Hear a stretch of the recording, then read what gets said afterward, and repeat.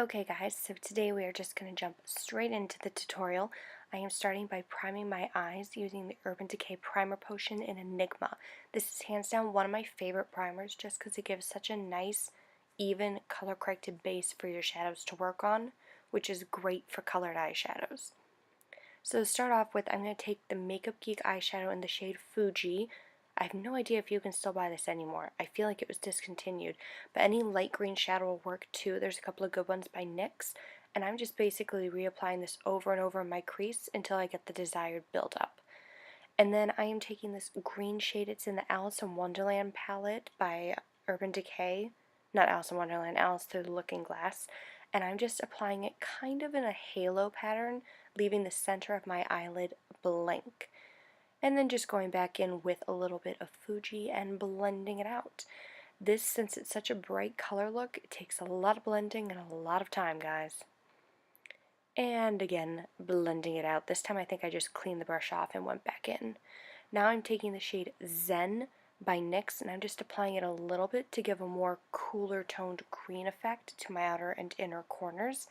And then again, I am blending. There is so much blending. Now I am taking the Makeup Geek eyeshadow, and I believe it's called Venom, which is kind of a deep emerald green. It's not exactly foiled, I would call it like a satin metallic finish, and I'm just applying this to the outer corners. And then making sure to blend it all the way in with the rest of my eyeshadows. I'm really being precise in building this one up because I don't want it to be so dark, so I'm making sure to build it up and then blend. As you can see, I went a little bit crazy, so I need to go back in with a little bit of Zen to blend it back out. That's the nice thing about working with so many different colors. You can always go back and add more of a lighter color to help fix a darker shade that you've put in. And then I'm just repeating the process on the other side to make it match a little bit better. Since I went a little heavy-handed on my right, I had to fix it on my left. Now I am taking the NYX Jumbo Eye Pencil in the shade Cottage Cheese, I believe. It's either milk or cottage cheese, not sure which. And I'm applying it to the center of my eyelids as a nice glitter base, and I'm just blending that out using my finger. Now I am taking the ColourPop eyeshadow in the shade Crimper, which is, I think, officially discontinued, but any of the light, silvery, goldish kind of colors will work well too. And then I'm just taking a clean blending brush and just buffing that ColourPop shadow into the green shadow that's around it. And then I lost a little bit of the foil in the center, so I went back and reapplied. And I really quickly did my brows off camera because we don't have time to do that today. So I'm priming using the Becca First Light priming filter. I always want to say backlight, and that's not right. I mentioned this in was it my March favorites? I think it had to be. I really love this primer. It is so great. And now I'm going in with the L'Oreal Infallible Pro Glow, and I really sped this up. I didn't like this foundation the first time I used it. I thought, God, it makes me look greasy, it makes me look oily. But now that I've really learned how to work with it and with my skin, just a reminder, I am normal skin, but I do swing to the dry side occasionally.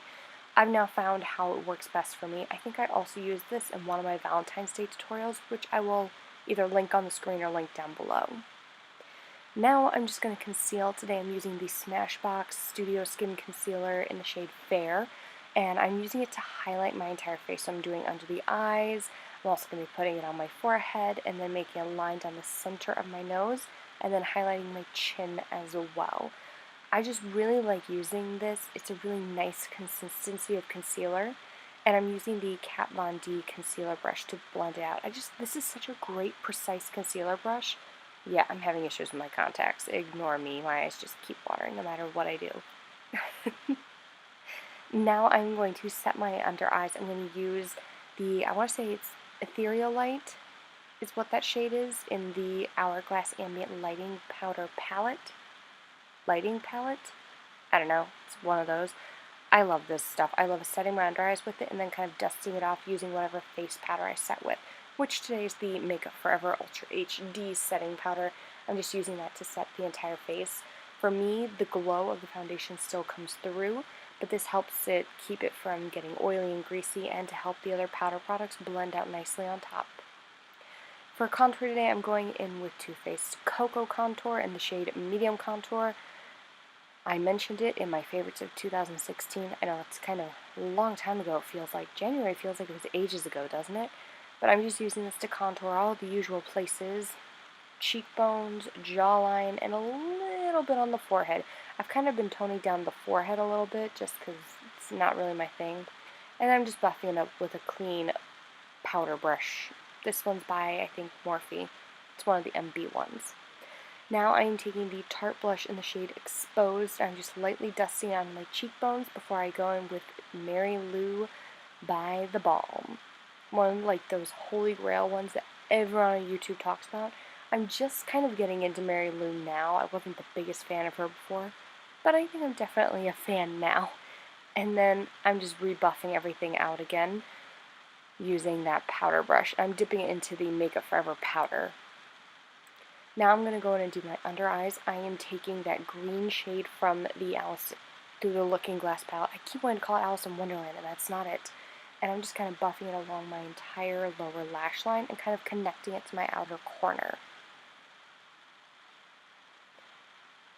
And then I am going to take a little bit of Fuji to buff it out before going in with the shade Crimper again in the center. And then for my lips, I combined two of the Anastasia liquid lipsticks. The first one is in the shade Lovely, which is just that nice light pink. It looks really pale in the bottle, but on me it's kind of a mid-tone pink. And then I'm going with a little bit of Pure Hollywood for the center. It's either Pure Hollywood or it's Naked. I want to say Naked, actually. And I'm just using it to kind of ombre my lips a little. And I'm going to highlight my Cupid's bow with some Mary Lou and add it to the inner corners of my eyes as well. I was trying to tone it down. That was a little too much Cupid's bow highlight for me. There we go. And now I'm going to put it in the inner corner. My brain's thinking faster than the video is going today. Jeez. All over the place, you guys. And that is the completed look. I had so much fun making this green tutorial for you guys, and I will see you in the next one. Bye!